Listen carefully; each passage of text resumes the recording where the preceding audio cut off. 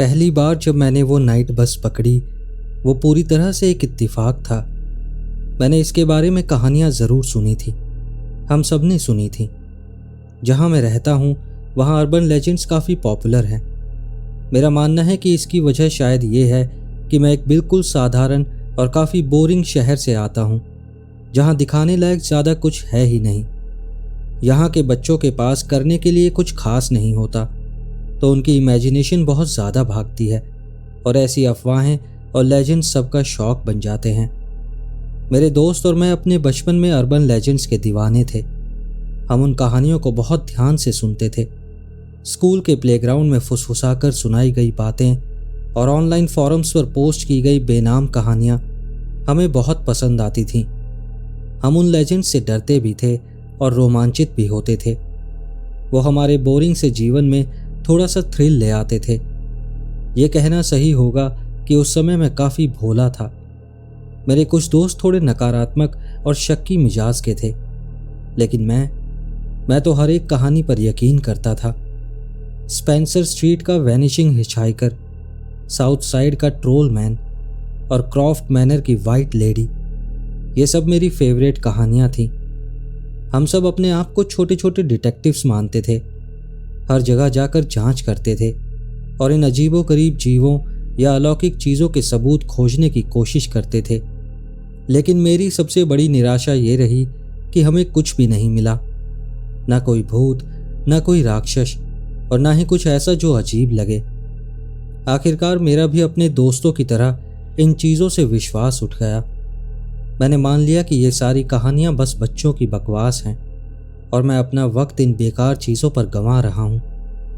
Last बस, वो भी एक ऐसी ही लोकल मिथ थी जिसे हमने बड़े होते हुए सुना था और मैंने भी मान लिया था कि ये भी बाकी सब की तरह बकवास ही है। लेकिन अब मैं सच जानता हूँ। ऑफिशियल तौर पर सिटी सेंटर से आखिरी बस हाई स्ट्रीट बस डिपो से रात के 11:45 पर निकलती है। वो वही बस है जिसे समझदार लोग पकड़ते हैं अगर उन्हें सही सलामत घर पहुंचना हो। पब्स और क्लब्स रात 1 बजे तक बंद हो जाते हैं और फिर भीड़ सड़कों पर उतर आती है। कोई टैक्सियों के लिए झगड़ रहा होता है, कोई देर रात को कबाब लेने लाइन में खड़ा होता है, कोई आखिरी मौके पर हुकअप करने की कोशिश करता है और कोई दोस्तों को कॉल करके ऑल नाइट हाउस पार्टी ढूंढता है।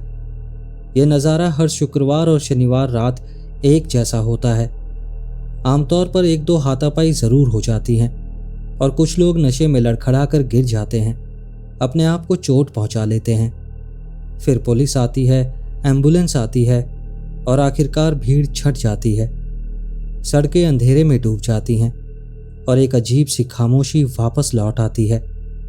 इसके बाद वो समय आता है जब समझदार और कानून को मानने वाले लोग अपने घरों में होते हैं, आराम से बिस्तर में दुबके होते हैं और तब सड़कें बचती हैं सिर्फ कमज़ोरों के लिए, जैसे बेघर लोग जिनके पास और कहीं जाने की जगह नहीं होती।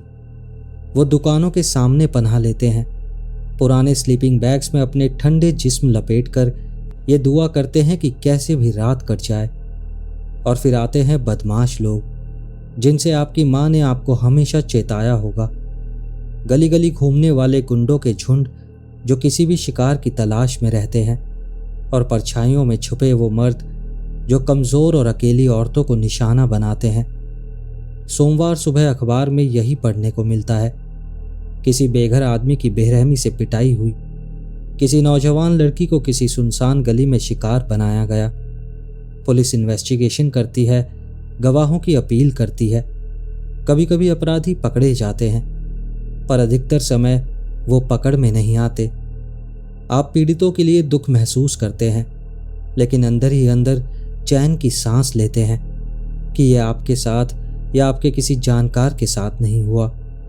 लेकिन इन सब मामलों में अपराधी इंसान होते हैं, मांस और हड्डियों से बने हुए असली राक्षस, न कि वो अलौकिक चीज़ें जिन्हें मैं कभी ढूंढने निकला करता था। जब मैं इन सब चीज़ों पर विश्वास नहीं करता था, तब मुझे यही लगता था कि इंसानी शिकारी ही सबसे भयानक है। लेकिन मैं गलत था और अब मुझे सच्चाई पता है। रात की परछाइयों में इनसे कहीं बदतर चीज़ें भी छिपी होती हैं। पहली बार मैंने नाइट बस उस समय पकड़ी जब मेरी जिंदगी का एक मुश्किल दौर चल रहा था। मैं अभी अभी 21 का हुआ था और अपनी 2 साल की रिलेशनशिप तोड़ चुका था। अब पीछे मुड़कर देखता हूं तो समझ आता है कि वो ब्रेकअप हम दोनों के लिए अच्छा था, लेकिन उस वक्त मैं बुरी तरह टूट गया था और बहुत गुस्से में था। मेरे दोस्तों ने मुझे नाइट आउट पर ले जाकर खुश करने की कोशिश की। आइडिया अच्छा था, लेकिन वो कामयाब नहीं हुआ। मैंने बहुत ज़्यादा पी ली। पहले बियर से शुरुआत की, फिर हार्ड लिकर के शॉट्स तक पहुंच गया। फिर हम एक क्लब में गए जहां मैंने कई बार किसी भी लड़की से दोस्ती करने की कोशिश की, लेकिन हर बार बुरी तरह फेल हो गया। और इतना ही नहीं, मैंने अपने बेस्ट फ्रेंड से भी लड़ाई कर ली।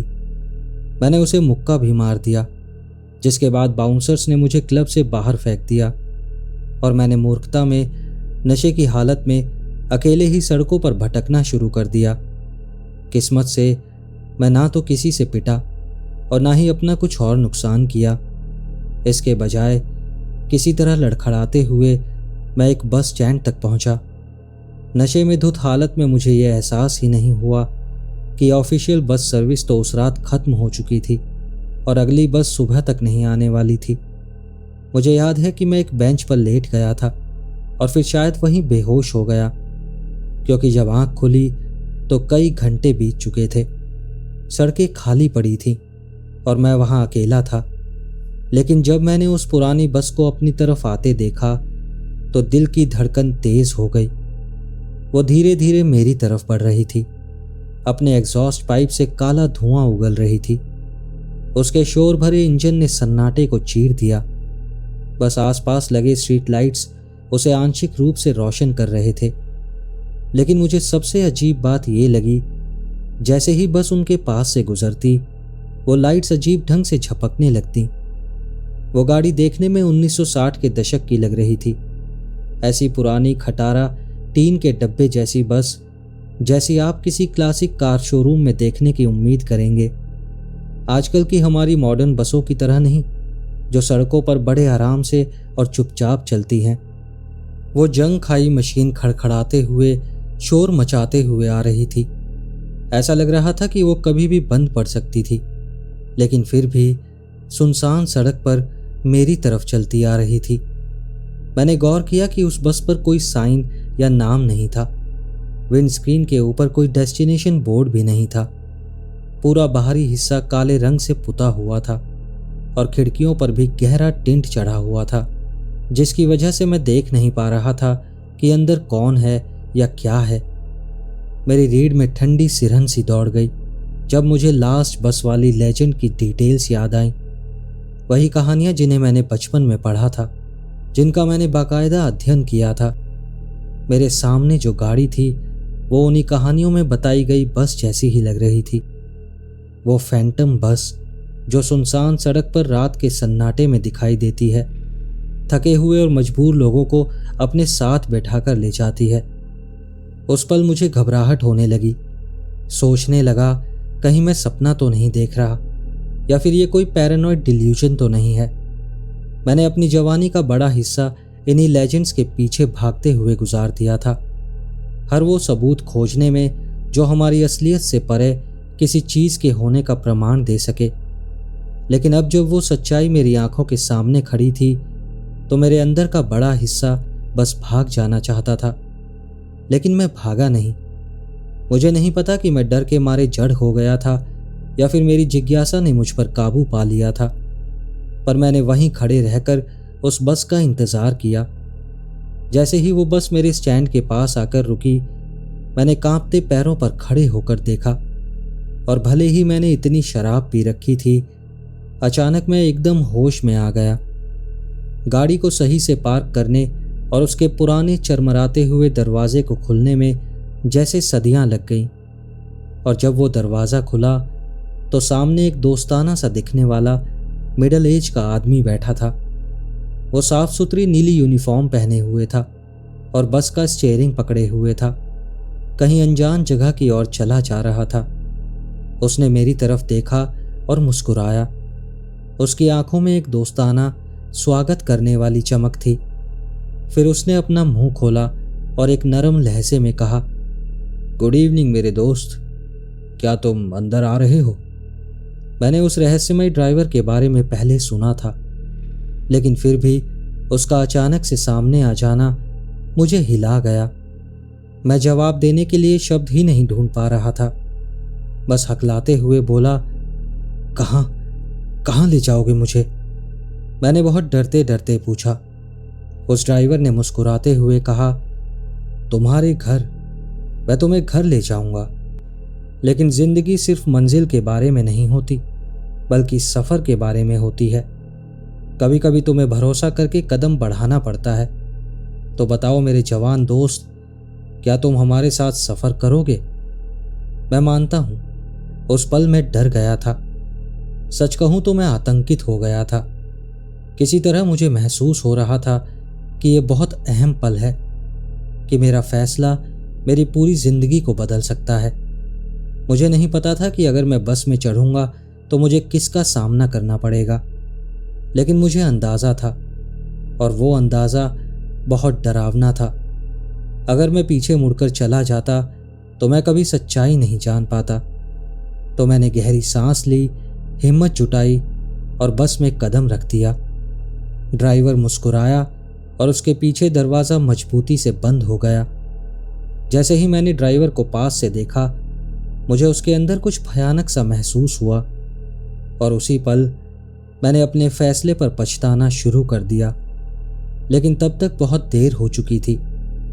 यही वो पल था जब मैंने पहली बार वो नाइट बस पकड़ी थी। कई सालों में मैंने उस बस में कुल 3 बार सफ़र किया है, और हर बार किसी तरह जिंदा लौट कर आ गया। लेकिन उस फैंटम बस को पकड़ना इतना आसान नहीं है जितना आप सोच रहे हैं। उसका कोई तय नियम नहीं है, ना ही कोई तय समय है, और ना ही कोई तय जगह है। मुझे नहीं पता ये महज इत्तेफाक होता है या वो बस खुद अपने पैसेंजर्स चुनती है। लेकिन हाँ, मैंने अपने तजुर्बे और दूसरों के अनुभवों को जोड़कर कुछ बातें समझी हैं। हमारे यहाँ एक ऑनलाइन फोरम भी है जहाँ हम अपनी कहानियाँ शेयर करते हैं और जानकारी का आदान प्रदान करते हैं। ये सिर्फ एक जिज्ञासा का मामला नहीं है, बल्कि सुरक्षा का भी है, क्योंकि अगर आप सावधान नहीं रहेंगे तो ये नाइट बस जानलेवा साबित हो सकती है। सालों में जो भी मैंने सीखा है वो अब मैं आपको यहाँ बताऊंगा। जैसे ही तुम उस बस में कदम रखते हो, तुम्हें कठोर सीटों की कतारें दिखेंगी जो गाड़ी के अंदरूनी हिस्से के पीछे तक फैली होंगी। पहली नज़र में उसमें कुछ अजीब नहीं लगेगा। तुम्हें और भी पैसेंजर्स दिखेंगे, लेकिन उस समय तुम उनसे बातचीत मत करना, उनकी आंखों में मत देखना। कहीं आगे की खाली सीट पर जाकर बैठ जाना। कौन सी सीट ये मायने नहीं रखता। वो लोग खुद तुम्हारे पास आएंगे अपने अपने समय पर। यह सफ़र घंटों तक चल सकता है, या कम से कम तुम्हें तो ऐसा ही लगेगा। तुम खिड़कियों से बाहर झांक सकते हो, बाहर के नज़ारे देख सकते हो। शुरुआत में सब कुछ जाना पहचाना लगेगा, सिटी सेंटर की सड़कें, बिल्डिंग्स और दुकानें।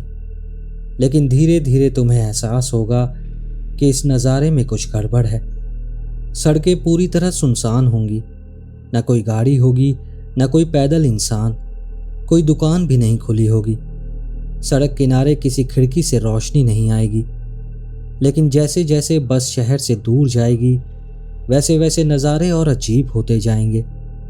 साफ सुथरी सड़कें और मेंटेन्ड बिल्डिंग्स धीरे धीरे टूटे फूटे ढांचों और खंडरों में बदल जाएंगे, जैसे किसी भूली बिसरी खो चुकी सभ्यता के खंडर हों। आखिरकार बस शहर को पीछे छोड़ देगी और एक घने जंगल में दाखिल हो जाएगी। वो संकरी सड़क अंधेरे में डूबी होगी, सिर्फ गाड़ी की हेडलाइट्स ही रोशनी देंगी। अगर तुम सड़क के दोनों ओर जंगल में झांकोगे तो कभी कभी तुम्हें परछाइयों की हरकतें नजर आएंगी। अजीब आकृतियां और अज्ञात जानवर दिखेंगे, जिनकी लाल चमकती आंखें अंधेरे को चीरते हुए तुम्हें घूर रही होंगी। तुम इन विचलित कर देने वाले जीवों को सिर्फ एक पल के लिए देख पाओगे और फिर वो गायब हो जाएंगे। शुरुआत में तुम्हें लगेगा कि ये तुम्हारी कल्पना है, तुम्हारा दिमाग तुमसे खेल रहा है, लेकिन अंदर ही अंदर तुम्हें पता होगा कि इन जंगलों में कुछ बहुत खतरनाक छिपा हुआ है। सफ़र के इस पड़ाव तक आते आते तुम्हें साफ समझ आ जाना चाहिए कि अब तुम जिंदा लोगों की दुनिया में नहीं हो। मुझे नहीं पता बस तुम्हें कहाँ ले जाती है, लेकिन इतना ज़रूर जानता हूँ कि खिड़की के बाहर ज़्यादा देर तक घूरना ठीक नहीं है। वहाँ बाहर जो भी छिपा है वो तुम्हें पागल कर सकता है। और वैसे भी तुम्हारा ध्यान बाहर से ज़्यादा बस के अंदर होना चाहिए, क्योंकि असली खतरा वहीं बैठा है। मैं और मेरे ऑनलाइन फोरम्स के साथी उन यात्रियों को खोई हुई आत्माएं बोलते हैं। ये तो तय है कि अब वो जीवितों की दुनिया का हिस्सा नहीं है। उनमें कुछ कमी है, कोई टुकड़ा गायब है। जब तुम उनसे बात करोगे, और यकीन मानो वो तुमसे ज़रूर बात करेंगे, चाहे तुम चाहो या ना चाहो, तब तुम्हें उनकी खाली बेजान आंखों में उदासी साफ दिखेगी। वो तुमसे चिपकना चाहते हैं क्योंकि तुम्हारे पास वो चीज़ है जो उन्हें चाहिए, तुम्हारी जिंदगी। इसलिए ये नियम मानना इतना ज़रूरी है। किसी भी हालत में उन्हें अपने दिमाग के अंदर घुसने मत देना। जैसे ही तुम इस बस में कदम रखते हो, 6 तरह की हस्तियों से तुम्हारा सामना होने की संभावना है। हर एक की अपनी अलग पहचान और अलग चालें हैं जिन्हें वो तुम्हारे खिलाफ इस्तेमाल करेंगे।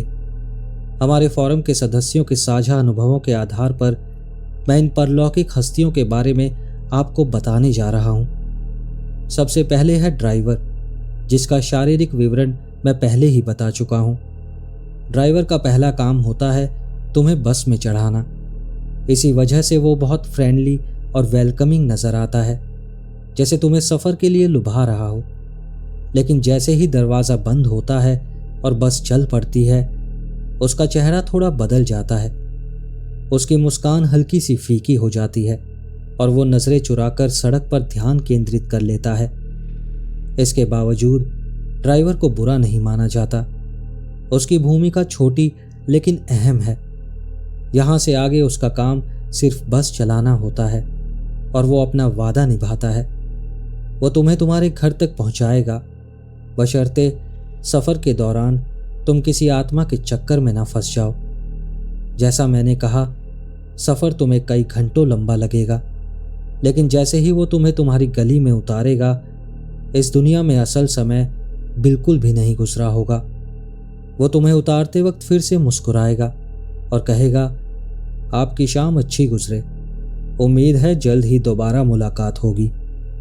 और तुम अपने घर के बाहर फुटपाथ पर खड़े रह जाओगे, हैरान, परेशान और अविश्वास से भरे, जबकि तुम्हारी आंखों के सामने वो भूतिया बस सड़क पर आगे बढ़ती चली जाएगी और तुम्हारी गली के अंत में पहुंचकर अचानक गायब हो जाएगी।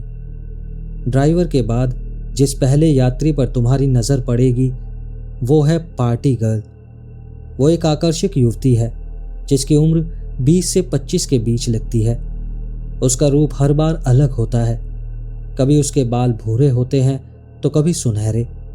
उसकी त्वचा कभी गोरी नज़र आती है तो कभी सांवली। ये देखने वाले पर निर्भर करता है, लेकिन उसका पहनावा हमेशा एक जैसा होता है। पार्टी वाली ड्रेस, ऊंची हीलें और हाथ में एक डिज़ाइनर हैंडबैग। उसकी खुशबू मीठी और मोहक होती है, हालांकि उसकी सांसों में शराब की हल्की गंध भी आ सकती है।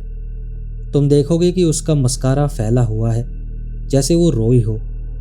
फिर भी उसकी गहरी भावुक आंखों में कुछ ऐसा होगा जो तुम्हें अपनी ओर खींचेगा। एक मासूमियत और एक नाजुकपन जो तुम्हारी भावनाओं से खेलता है।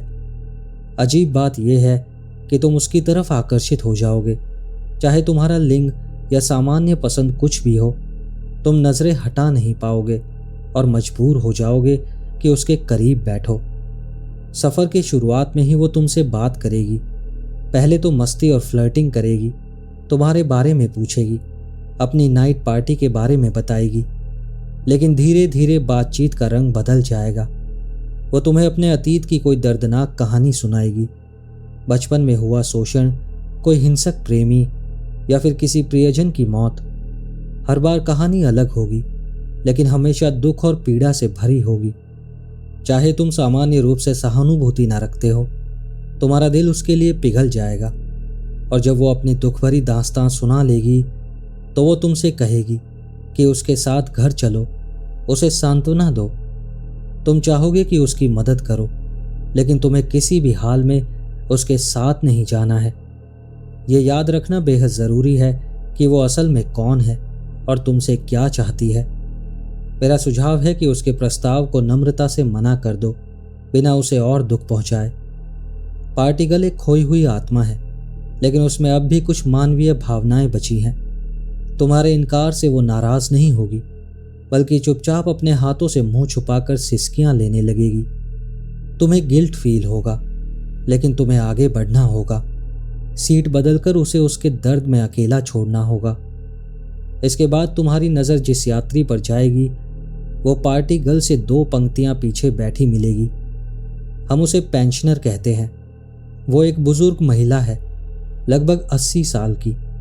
उसके सफ़ेद घुंघराले बाल हैं। उसने कंधे पर शॉल और मोटा विंटर कोट पहना होता है और उसके पैरों के पास एक शॉपिंग बैग रखा होता है। उसका चेहरा झुर्रियों से भरा है और उसका परफ्यूम काफ़ी तेज़ महकता है। फिर भी उसकी आंखें दयालु हैं और उसके चेहरे पर एक प्यारी ममता भरी मुस्कान होती है। वो तुम्हें किसी बुजुर्ग रिश्तेदार, दादी या बुआ की याद दिलाएगी और तुम्हें उसके लिए अपनापन महसूस होगा।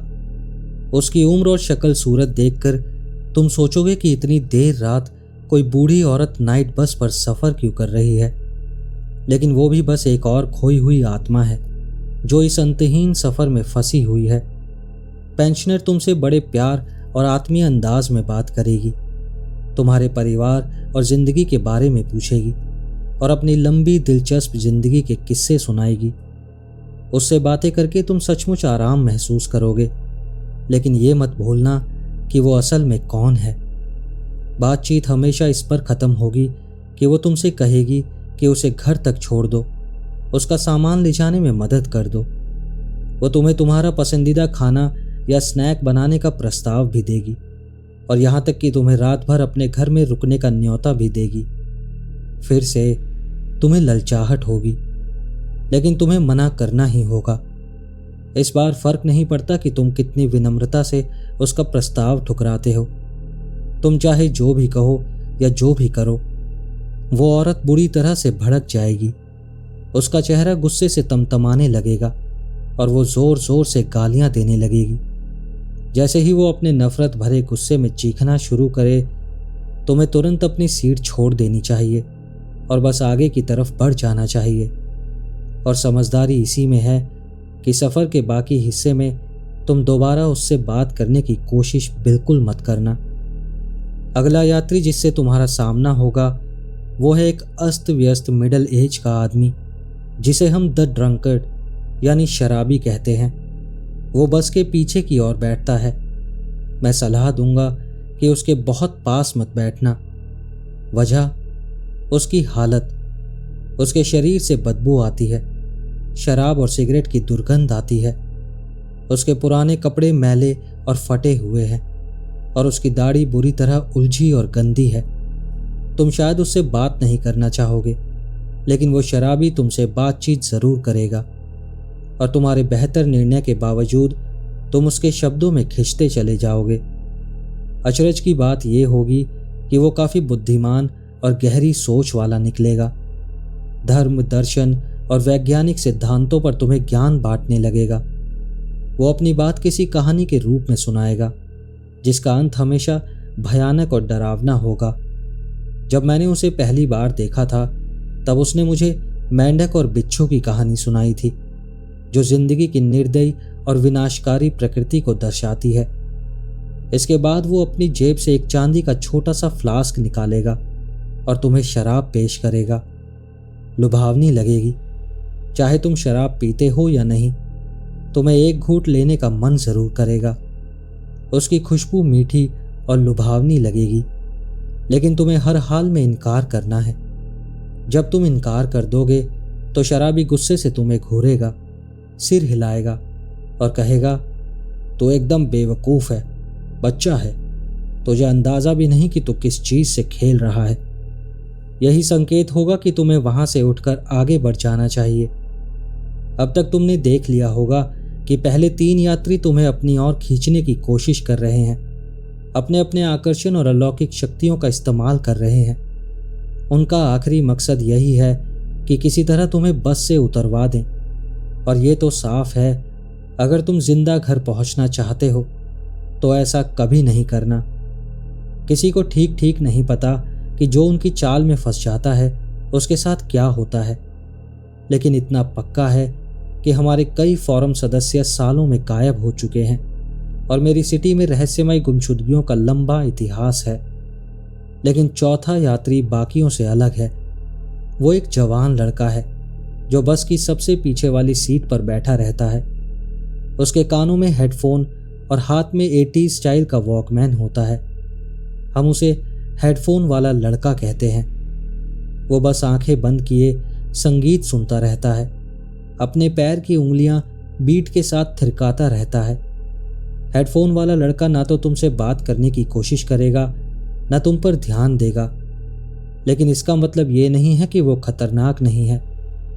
हमारे ग्रुप का एक सदस्य उससे भिड़ चुका है और मेरा मानना है वो टकराव बिना वजह नहीं हुआ था। मेरे दोस्त ने हिम्मत दिखाते हुए उस यात्री के चेहरे के सामने हाथ हिलाए, उंगलियां चटकाईं ताकि उसका ध्यान खींच सके। जब इससे कोई असर नहीं हुआ तो उसने एक मूर्ख हरकत कर डाली। उसने हेडफोन पकड़कर जबरदस्ती उसके कानों से खींच लिए। जाहिर है हेडफोन वाले लड़के को यह पसंद नहीं आया। पल भर में वो अपनी सीट से उछला और एक मुक्के से मेरे दोस्त को जमीन पर गिरा दिया। मेरे दोस्त को सर के पीछे तेज दर्द महसूस हुआ और फिर वो बेहोश हो गया।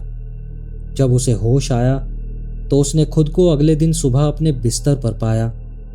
उसकी नाक टूटी हुई थी और सर के पीछे गहरा जख्म था और उसकी जीन्स की जेब में उसे एक पर्ची मिली। एक पुराने बस टिकट के पीछे सूखे खून से कुछ लिखा हुआ था। उस पर लिखा था, दोबारा ऐसा किया तो तेरा सर उखाड़ दूंगा। मेरे दोस्त ने फिर कभी उस नाइट बस पर कदम नहीं रखा। मुझे नहीं पता उस हेडफोन वाले लड़के की असलियत क्या है, लेकिन मेरी सलाह है उसे पूरी तरह अकेला छोड़ दो। तो अब शायद तुम सोच रहे होगे कि आखिर कोई क्यों उस नाइट बस में सफ़र करना चाहेगा। वो तो तुम्हें एक भयानक हकीकत में ले जाती है और ऐसी आत्माओं से मिलवाती है जो तुम्हें वहीं फंसा लेना चाहती हैं।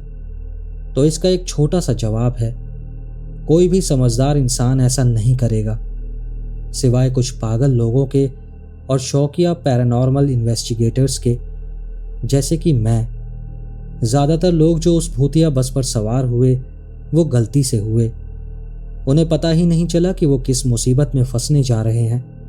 और ज़्यादातर लोग एक बार सवारी करने के बाद दोबारा उस बस पर कभी नहीं बैठते।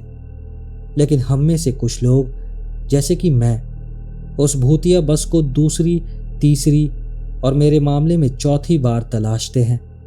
और उसकी एक वजह भी है।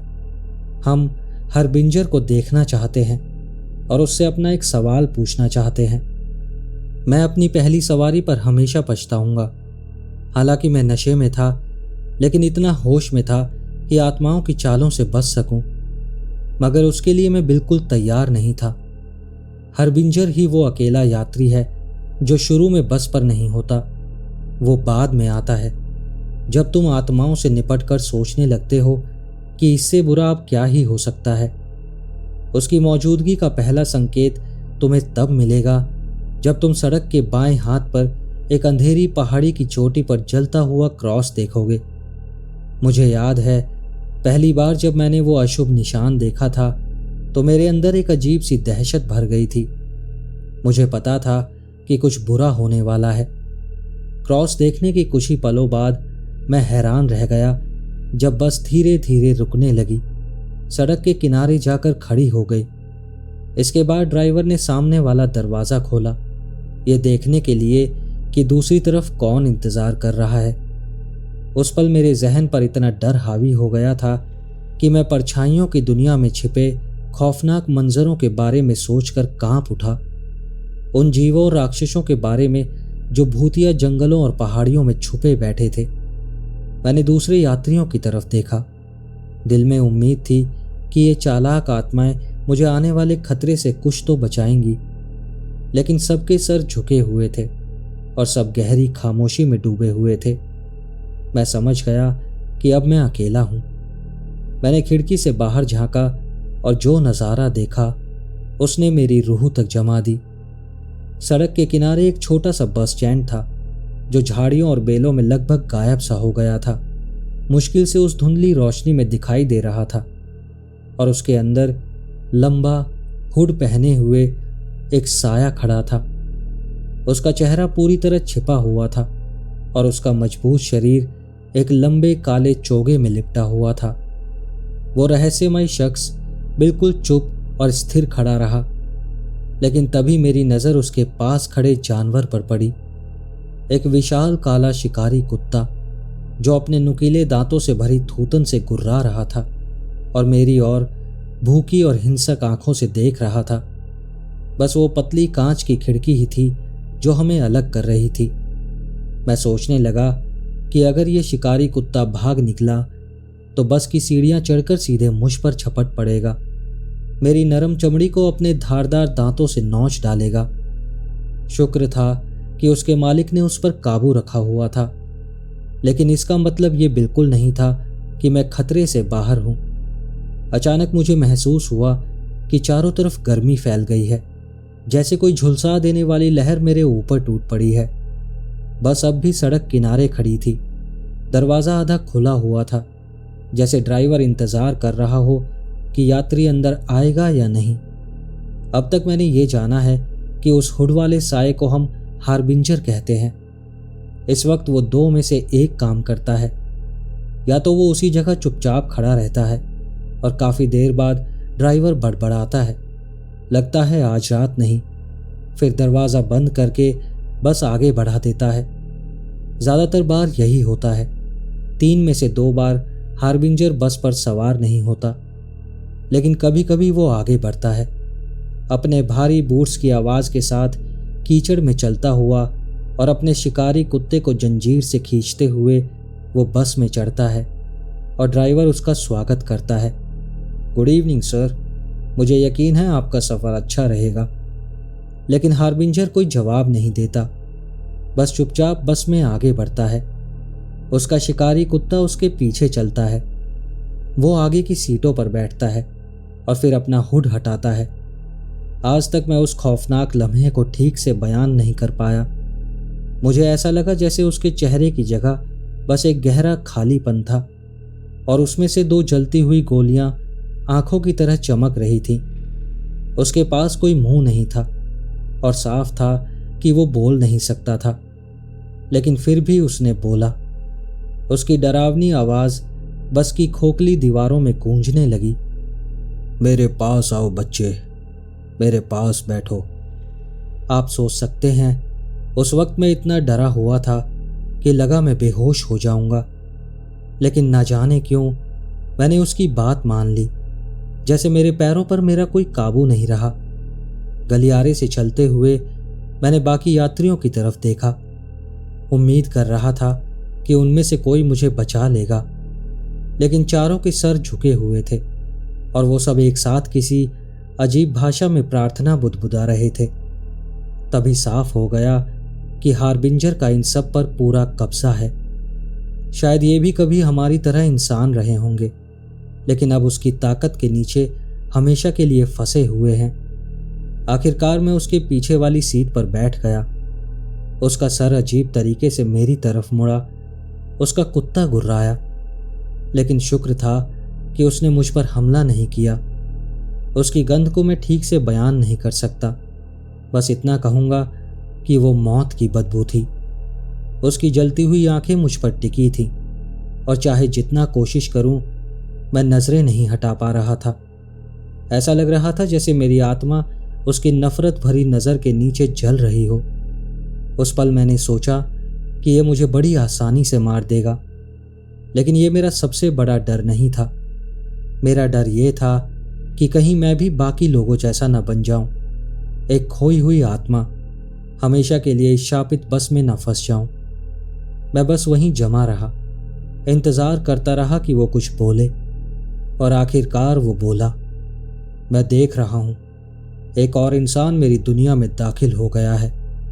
तुम्हारी गिरी हुई और कमज़ोर कौम के लिए मेरे पास वक्त नहीं है। फिर भी कभी कभी किसी का साहस काबिल तारीफ होता है। बहुत कम लोग इस अंधेरी जगह तक आने की हिम्मत करते हैं। इसी वजह से मैं तुम्हें सुरक्षित मार्ग दूंगा और तुम्हारे एक सवाल का जवाब दूंगा। पूछो, जो पूछना है पूछो, मैं तुम्हें अपना असीम ज्ञान दूंगा।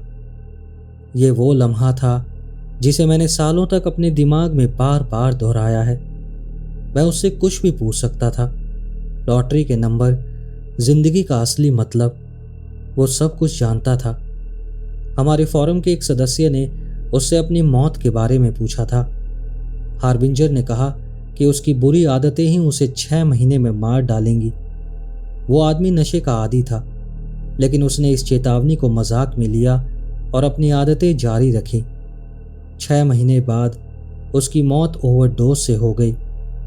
और फिर एक लड़की थी जो हार्बिंजर से मिलने के वक्त एक खराब रिश्ते में फंसी हुई थी।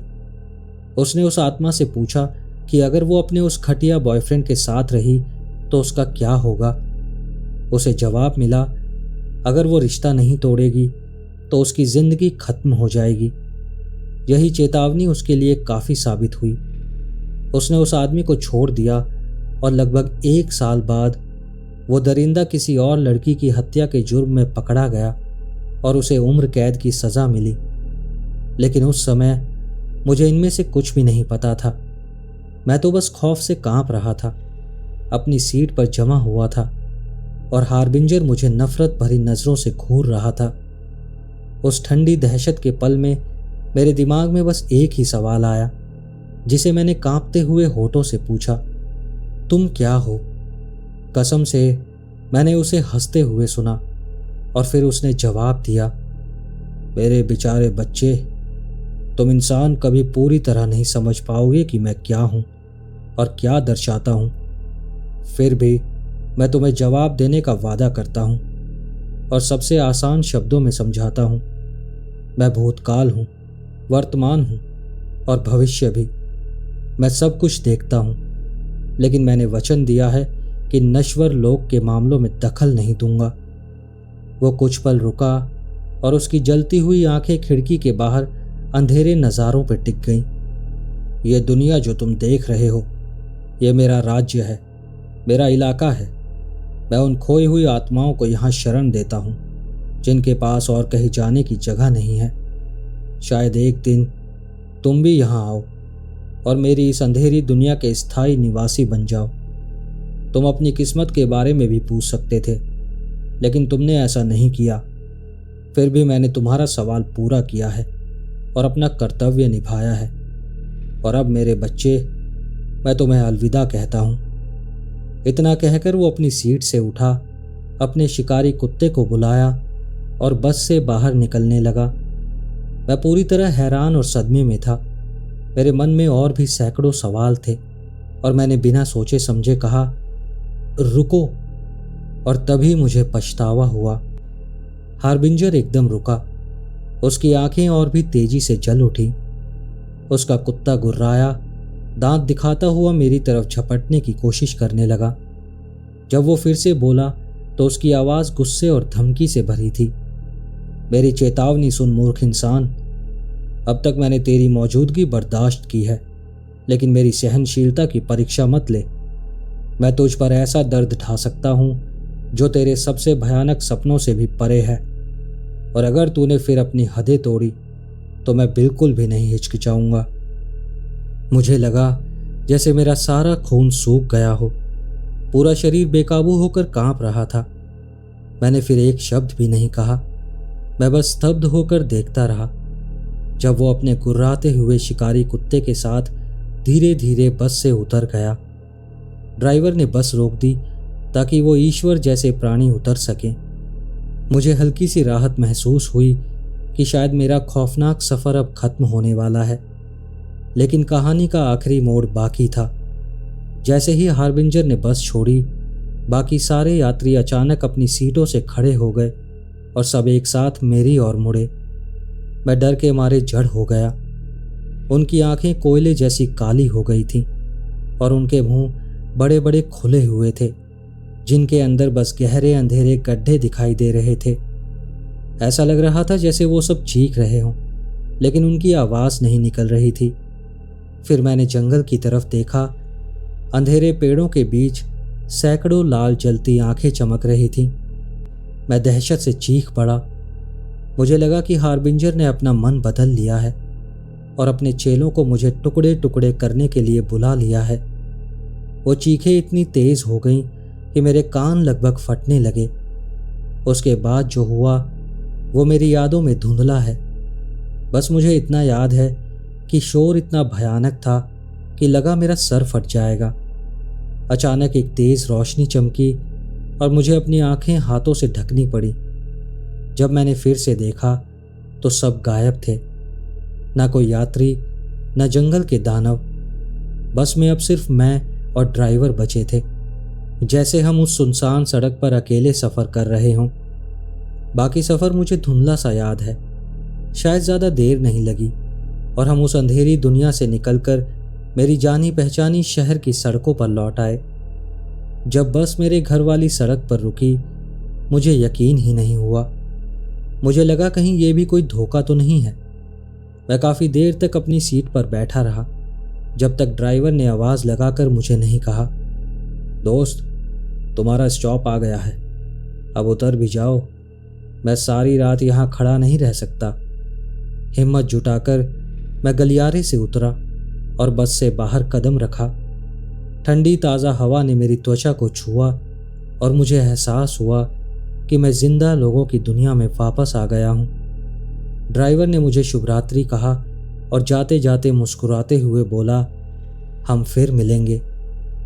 तो ये थी मेरी कहानी, लेकिन यहीं खत्म नहीं होती। आप सोच रहे होंगे कि इतना सब कुछ झेलने के बाद मैंने उस भूतिया बस के पीछे भागना क्यों नहीं छोड़ा।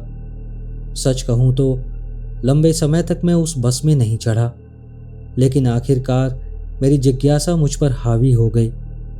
मुझे जानना था कि उन सब की क्या कहानी है और कैसे कितने लोग खोई हुई आत्मा बने हैं और जंगलों में वो जीव कौन है। हारबिंजर बाहर कहीं मौजूद है और वही मेरे सवालों के जवाब दे सकता है। इस बार मैं अपना मौका ज़ाया नहीं करूँगा। सालों से मैं उस बस का पीछा कर रहा हूँ और 2 बार और उसमें बैठा हूँ। दोनों बार मैं चढ़ा और बाकी आत्माओं के जाल से बचा। दोनों बार मैंने हारबिंजर का इंतज़ार किया, लेकिन वो अपने शेड से बाहर ही नहीं आया। मैं बहुत निराश हुआ, लेकिन मैं हार नहीं मानूंगा। आज रात मैं फिर उस बस को ढूंढूंगा और तब तक ये करता रहूंगा जब तक हारबिंजर मुझे जवाब नहीं देता। मैं जानता हूँ कि खतरा है। शायद किसी रात मैं उस बस में चढ़ूं और कभी घर वापस ना आ पाऊं, लेकिन फिर भी मुझे ये करना है। मुझे सच्चाई जाननी ही होगी, चाहे इसकी कोई भी कीमत क्यों ना चुकानी पड़े। तो अब माफ़ करना, मुझे एक बस पकड़नी है। दोस्तों, अगर ये वीडियो आपको अच्छा लगा हो तो इस वीडियो को लाइक ज़रूर करना और अपने कीमती हाई पॉइंट्स भी देना मत भूलना। और अगर अभी तक आपने चैनल सब्सक्राइब नहीं किया है तो चैनल भी सब्सक्राइब कर लेना। मिलते हैं अगली वीडियो में ऐसी ही और कहानियों के साथ। नमस्कार।